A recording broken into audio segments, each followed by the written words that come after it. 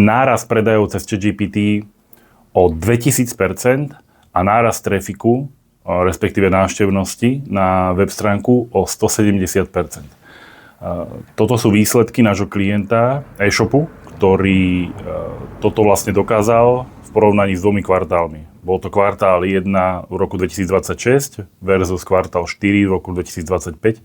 Obidva veľmi silné kvartály pre tohto klienta, keďže sú tam aj Vianoce 2025 a potom vlastne ako keby dobeh januárový, februárový v 2026, takže veľmi silné kvartály a je ten rozdiel markantný. Samozrejme, je tu vidieť, že ChatGPT a užívateľia vlastne hľadajú cez ChatGPT. To je ten rozdiel neuveriteľný. Samozrejme, poviem aj normálne čísla. Nárast trafiku, to bol konkrétne z 376 návštev na 1016 návštev.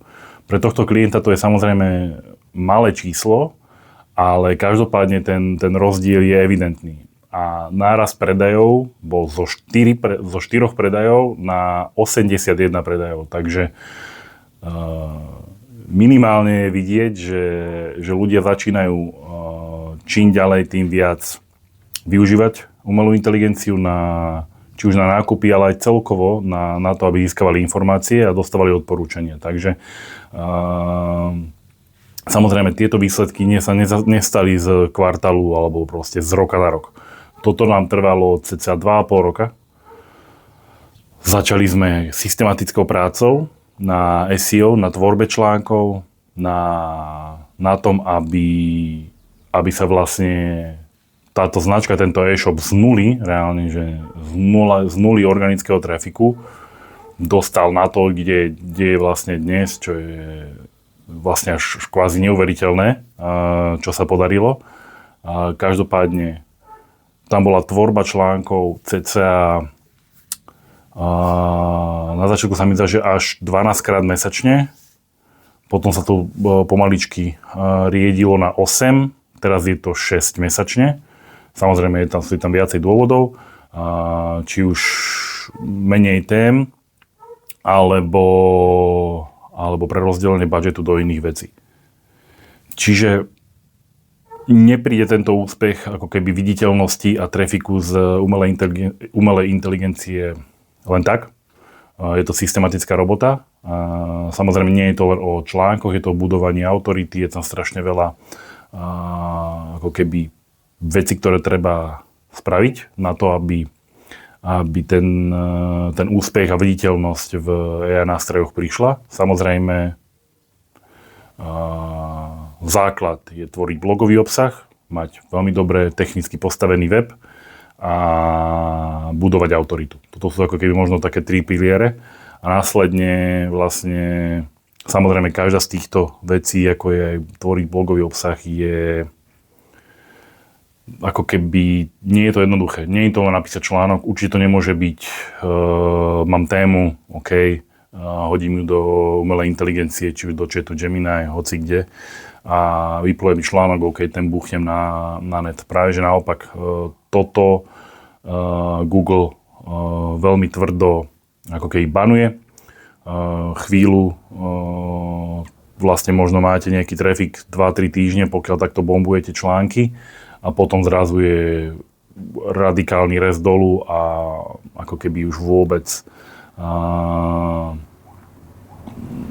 vaša stránka ako keby dostane nejaký ban od Google, čiže tvoriť vlastne s pomocou umelej inteligencie články je fajn, áno, ale nie takým štýlom, že dám tému, napíšem článok a ten buchnem na web. Vždy to treba upravovať tak, aby to bolo písané človekom a potom vlastne aj tie články treba štrukturovať tak, aby tie články treba štrukturovať tak, aby boli pre umelú inteligenciu dosť čitateľné. Čiže keď sa chcete dobre čitateľné, keď sa chcete zobrazovať v ChatGPT alebo v iných AI nástrojoch, musíte je tam proste zo pár taktík. Budeme sa tomu venovať v inom videu, ale sú tam nejaké taktiky, ktoré treba dodržiavať pri tej tvorbe, je tam nejaká štruktúra, sú to napríklad krátke odstavce, sú to rôzne tabulky, sú to štruktúrované dáta, sú to veci, aby ten článok mal rôzne elementy, ktoré vie tá umelá inteligencia čítať. Takže dá sa to, je to veľmi dôležité. Investícia do GEO alebo ASEO alebo LLM optimization, tých názvov je aktuálne dosť veľa pre tento field, takže je to veľmi podstatné do toho investovať. Viete aktuálne dostať z toho minimálne konkurenčnú výhodu. Je tento štýl optimalizácie na začiatku, takže nie je úplne ako keby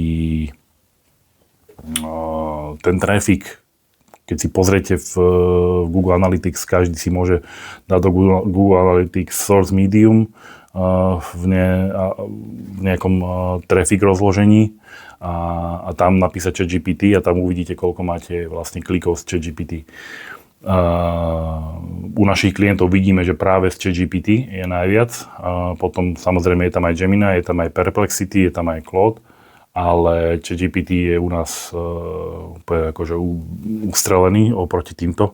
Takže dá sa to pozrieť. Je to samozrejme minimum, určite to bude minimum trafiku. Takisto aj pri tomto našom klientovi, aj keď to číslo za posledný kvartál 1000 návštev by v nejakom možno B2B biznise bolo fajn, ale u tohto klienta je to kvázi také malé zrnko v mori. Zrnko asi moc nie je v mori, ale malá kvapka v mori. A zrnko možno na púšti akorát tak. Čiže je to malá časť, je to malé percento. Ale podstatné je to, že to užívateľské správanie sa mení a rastie to. Samozrejme, nie je to len o ChatGPT, o Google, o týchto veciach. Je to aj o tom, že Google vlastne využíva veľmi často pre zobrazovanie jeho odpovedí AI overviews a tie pracujú podobnou logikou a podobným systémom ako ChatGPT a iné AI nástroje. Čiže vlastne keď zadávate nejakú či už otázku alebo niečo googlíte, tak veľmi často na vás vyskočí ako keby odpoveď od AI. A to sa volá AI Overviews a to vlastne mení úplne celé užívateľské správanie a tým, ako vlastne funguje Google. Áno? Čiže vlastne vieme teraz ako keby sa pozrieť na to, že Google zmenil za posledného pol roka ako keby kompletne to, čo tu sa budovalo, neviem presne koľko rokov, ale dosť veľa rokov. A vlastne celé naše SEO fungovalo tak, alebo respektíve organické vyhľadávanie, alebo celý Google aj s platinou reklamou fungoval tak, že človek zadal nejaké vyhľadávanie, nejaký prompt, niečo do Google, začal googliť a vždy buď vyskočili reklamy, a keď náhodou nevyskočili reklamy, prvé 3, tak začali vyskakovať organické výsledky. A to bolo vlastne to, prečo sa robilo SEO, prečo sa písali články, prečo sa ako keby identifikovali kľúčové slova, na ktoré sa budú písať články a tak ďalej. No a to už teraz ako ono to funguje stále, tento systém tam je, ale vždy ako prvé, no nie vždy, ale vo veľa percentách vyhľadávaní vyskočí najskôr AI Overviews. To znamená, že táto organika sa posúva na o dosť nižšie miesto, ako bolo doteraz. Pretože človek často dostane už tých AI Overviews nejakú odpoveď, čiže často to nevedie ku kliku na stránku, to sa volá vlastne ako keby zero click, čiže zero click search, to znamená, môže niekto hľadať klimatizácie alebo nejakú odpoveď, že akú klimatizáciu si mám k sebe nainštalovať, alebo čo je multisplit klimatizácia, alebo nejakú takúto otázku. Google mu odpovie cez AI, človek dostane odpoveď a tam to vlastne končí. Nepotrebuje ísť na web klienta. Samozrejme, v tých AI Reviews ten Google ako keby vyhľadáva z webu a zo všetkých strán, čiže vlastne keď máte dobre robený obsah, aj pre toto vyhľadávače, aj dobré SEO, aj proste všetky tieto základné veci pre organické nejaké vyhľadávanie, pre organický trafik, tak vás tam pravdepodobne odporúči, alebo respektíve cíli, aby ste tam boli v tých odporúčaniach, pretože on vypisuje zdroje. Ale často sa stane, že ten človek tam na tie zdroje neklikne, čiže môže sa stať, že respektíve aj sa to deje, že bude kvázi ten zero klik, čiže žiadny klik sa nestane, užívateľ dostane informáciu a tam to končí. Takže takto nejako to teraz funguje. Samozrejme, nejaké percento klikne na tie odkazy, ale už veľmi malé percento si nejako scrollne ešte nižšie, prejde cez reklamu a ešte nižšie na organické vyhľadávanie.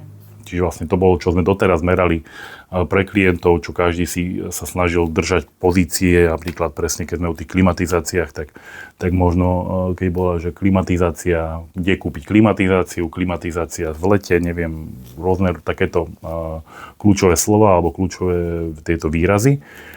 Každý tam chcel byť na prvom, druhom, maximálne treťom mieste, áno, všetky firmy. Každopádne teraz už to nie je úplne terno.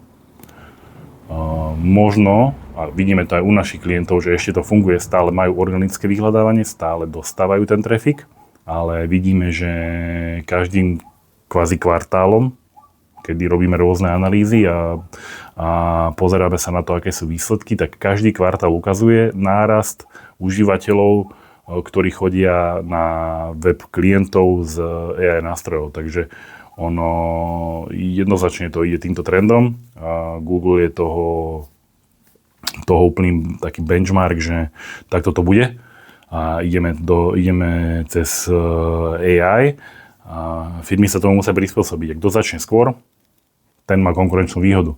Takže asi nie je na čo čakať, pokiaľ máte na to budget a pokiaľ máte na to kapacity, určite odporúčam začať čím skôr s GEO, AI, SEO, LLM Optimization, takže optimalizáciou pre tieto AI nástroje.